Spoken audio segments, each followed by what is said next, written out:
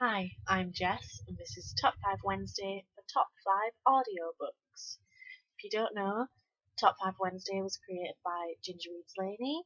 There is a Goodreads discussion group that you can join, and yeah, let's get on with it. Now, I've had this list of audiobooks for a few weeks because I listen to a lot of audiobooks, and I wanted to make one of all of my favourites, so there's like 15 on there. So I'm going to do the top 5, but then I'm going to do some more as well. So, yeah. First, we have the audiobook for The Red Necklace by Sally Gardner. This is the sequel. And the audiobook for The Red Necklace, I think everyone will like because it's read by Tom Hiddleston. But that means he's really good at doing all of the characters' voices. Everyone sounds really different, and you forget that it's him very easily. And it really gets you into the story. It's a magical realism story set in the French Revolution, so it really drags you into that time, and it's so good. Next, the audiobook for Winter Girls by Laurie Halse Anderson. I really love this book. I think it's really atmospheric, and because it's about a teenage girl with anorexia, it becomes very in depth and it becomes very much about her mindset. So in order to portray that properly, you'd have to have a really good person to read the audiobook, and I think the girl that they cast to do the audiobook was really good, and you just felt like you were in the story, and it feels really quick as well when you're reading it. You can, well, I'll listen to it. You can get through it very quickly, and she's really good at acting the part.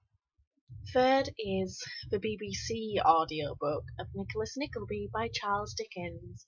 This was so good because the way that BBC does some of their audiobooks is that they do it like a production. So you're still listening to the book and then he's still narrating it, but it's got music and it'll have different voices in there sometimes and loads of different stuff like that. And it really feels like you're watching a movie of it as opposed to listening to it. And I listened to this so quickly, and I've got the book up there somewhere. And Charles Dickens does not do small books, but I just flew through it, and it's amazing. And I definitely recommend the BBC version because you just get into it so much. It's like a full-on production. It's really good. Number 4 is the audiobook for Alias Hook by Lisa Jensen.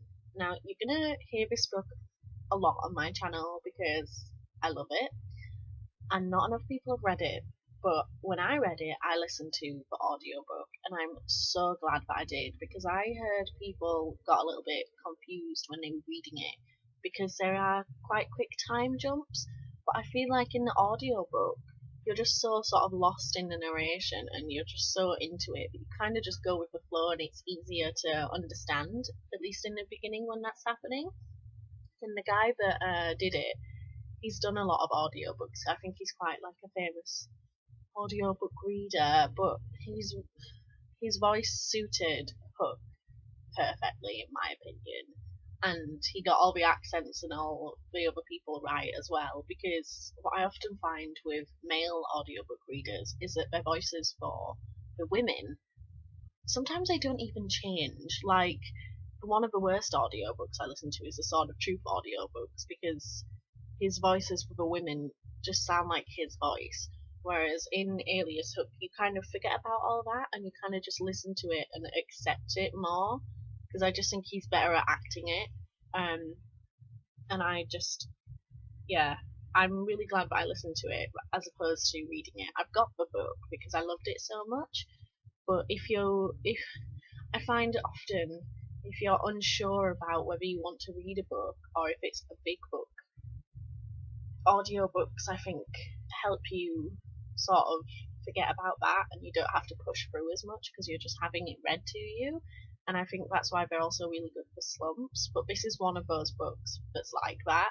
And again, like a reasonably big book. I think I'm near 400 pages, but I might be just like completely making that up. But you go through it really quickly, and Yeah, that's why it's, what number is it? Number 2. I considered putting this at number 1, but I had to put something else at number 1. But definitely, if you have Alias Hook, or if you've been putting it off, or if you've just heard about it, definitely get the audiobook.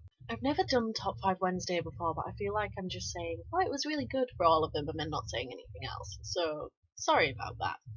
But, number 1, number 1, number 1, my favourite audiobooks. And I say books because it's a series. So, bear with. Number 1 is the audiobooks for the Dublin Murder Squad series by Tana French. Now, this is the first one, In the Woods, and for a long time I didn't own it. I think I listened to the audiobook in like 2011, and I'm still bloody reading this series. But I didn't own it for a long time because the audiobooks are just so amazing for this series. And I actually own the series, all of them, but I've never physically read one. My mum has, and she loves them, but I've never physically read one because at this point I kind of can't. You know, when you just get so used to having an audiobook that you can't read it. That's what this is. And these books are like, the first one is 600 pages, and most of them are pretty much that length, apart from the third one, which is a bit smaller. But yeah, so they're massive. They're really big, but you don't feel like they're really big when you're listening to them at all. And they're set in Ireland, so they're all Irish accents, apart from the first one, which there's a reason. But it's all different people because all the books follow different people, so it's always someone different reading the audiobook. So you feel like you really are following someone else in the series. And they're such dark books as well because it's a murder squad, and they follow a lot of very gruesome murders. But it's very atmospheric, and they're very character driven as well. But the people, whoever they is in charge of casting all these audiobooks, they are just like, well done to you, because you cast genuinely perfect people for every single one that I've listened to. I've only listened to 3, let's just say that now, but I know for a fact the rest of them are just going to be great, and I'm so excited to carry on. And oh, they're so atmospheric, they pull you into the story. You do not feel like you're listening to a long book at all. You feel like you're really there, like in the streets of Ireland. So good. Number 1. Always number 1 forever. I can't physically read these anymore because the audiobooks are so good that I have to listen to the audiobooks all the time. So if you want to read this series and you're like, oh my god, they're massive and there's like 6 massive books, listen to the audiobooks. You will not regret it at all. And even if you like the series already and you want to try an audiobook, do that. And if you've already read them and you want to reread them but you don't have time, audiobook, shaking my camera, audiobook, okay, they're really good. They're so good. They're number 1 forever. The Gemma Doyle series by Libba Bray. Very good. I couldn't really read them. I had to listen to the audiobook after I listened to the first one. They all have really distinct voices, and I'm really tempted to listen to The Diviners even though I own it, just because I always like Libba Bray's audiobooks. Dark Places by Gillian Flynn. This is just really good, really atmospheric and creepy and dark, and very good voice for Libby, I think.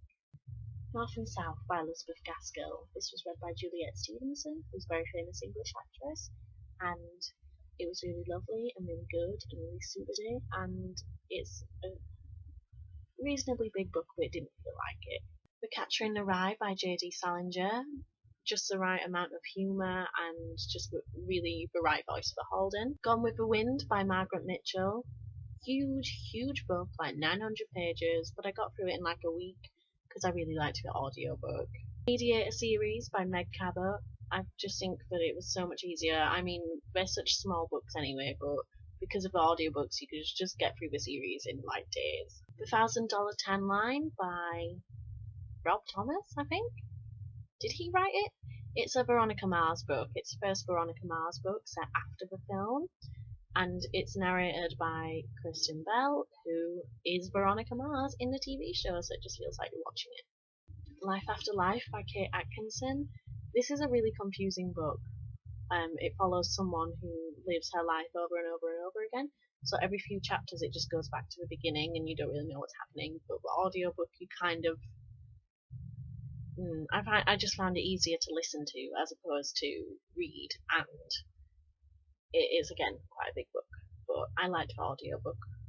Daughter of Deep Silence by Carrie Ryan. I did a book talk on this, but I just thought that it was really good and it felt like a movie when you were listening to it. And last but not least, The Secret Diary of Lizzie Bennet. Can't remember who wrote this, but it's based on the YouTube series of the same name, or the Lizzie Bennet Diaries, the YouTube series is called. And you get all of the bits that you don't get in the series in the book, and it's really wonderful and really good, and I read it really quickly, and you should just read it anyway. But the audiobook is done by Ashley Clements, who plays Lizzie in the series, so it's just perfect. And so yeah, lots of audiobooks for you to go listen to. They're all my favourites. Thank you for watching, and I'll see you again soon.